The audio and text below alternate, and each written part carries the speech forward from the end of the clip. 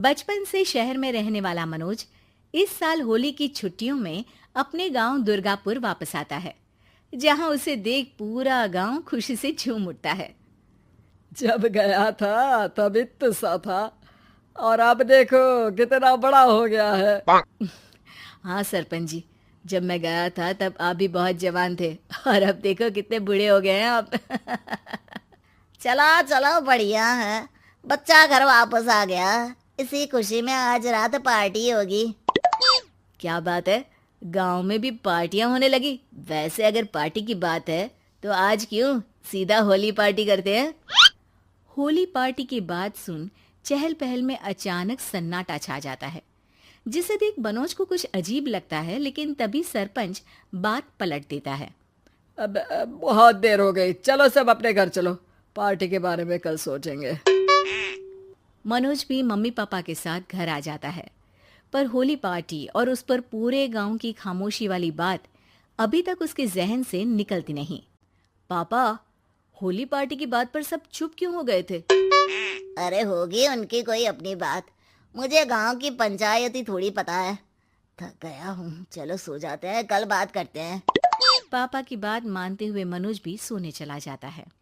आज तो छुपा लिया, लेकिन हफ्ते बाद जब होली का दिन आएगा तब इसे कैसे रोकोगे?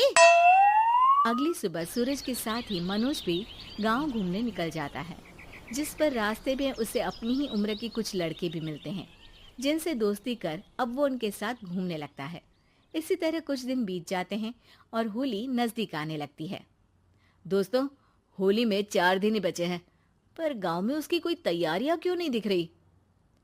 क्योंकि यहाँ होली नहीं मनाई जाती। अरे पर ऐसा क्यों?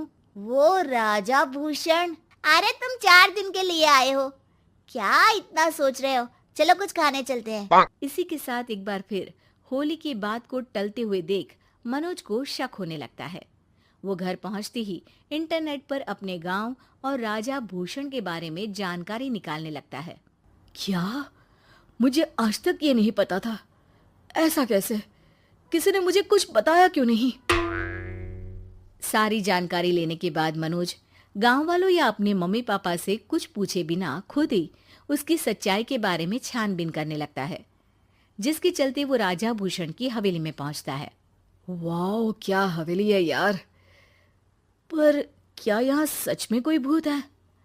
हेलो भूत जी, कोई है क्या? हम इस साल गांव में होली सेलिब्रेट कर रहे हैं, क्या आप उस पर थोड़ा इंटरव्यू देंगे? मनोज के ऐसा बोलते ही गांव में तूफान उठ जाता है और हवेली में रखी सारी चीजें हिलने लगती है। एक अदृश्य शक्ति मनोज को धक्का देकर हवेली से बाहर निकाल दरवाजा बंद कर लेती है। ये सब देख मनोज हैरान रह जाता है। क्या अभी मुझे हवा ने धक्का देकर बाहर निकाल दिया? मेरे होते हुए इस गांव में कभी होली नहीं मन सकती, इसलिए दोबारा ऐसी कोशिश भी मत करना, अंजाम बुरा होगा।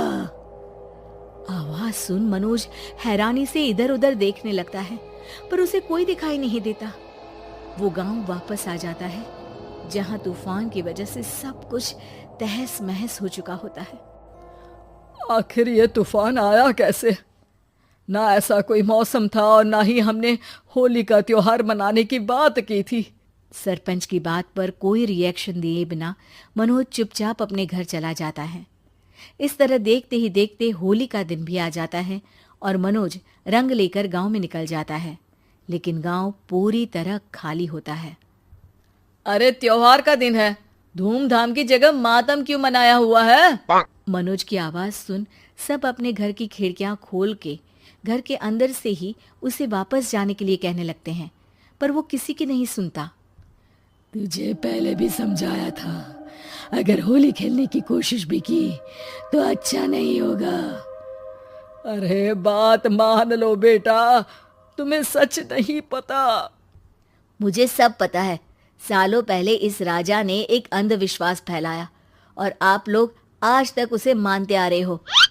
अरे बेटा, जब तुम पैदा भी नहीं हुए थे उससे भी बहुत पहले से इस गांव पर होली का श्राप है। अगर गांव में होली का त्योहार मनाया जाता है तो प्रलय आना पक्की बात होती है। राजा भूषण इस सब में नहीं मानते थे और त्योहार मनाने लगे। जिसके चलते होली वाले ही दिन पहले उनके बेटे की और फिर उनकी मृत्यु हो गई। तभी से गांव की रक्षा के लिए उनकी आत्मा उस हवेली में रह रही है। सबकी बातें सुन मनोज उलझन में पड़ जाता है। सोचना भी मत मनोज, अगर तुमने इस परंपरा को तोड़ने की कोशिश भी की तो उसका परिणाम इस गांव और गांव के लोगों के लिए अच्छा नहीं होगा। मुझे भी यकीन नहीं हो रहा कि आप लोग एक बेतुकी बात को मानकर सालों से रंगों के त्योहार को मातम की तरह मनाते आ रहे हो। मनोज किसी की कोई बात ना मानते हुए पूरे गांव में रंग बिखेर देता है, जिसके तुरंत बाद वहां तूफान के साथ बिजलियां गरजने लगती है।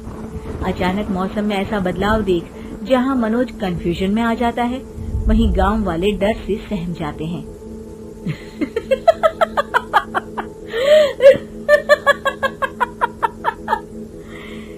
इस लड़के ने हमारे जैसे सिर्फ अपने स्वार्थ के लिए नहीं बल्कि पूरे गांव की खुशियों के लिए यहाँ होली मनाई है, जिस वजह से अब इस गांव पर होली का श्राप टूटता है।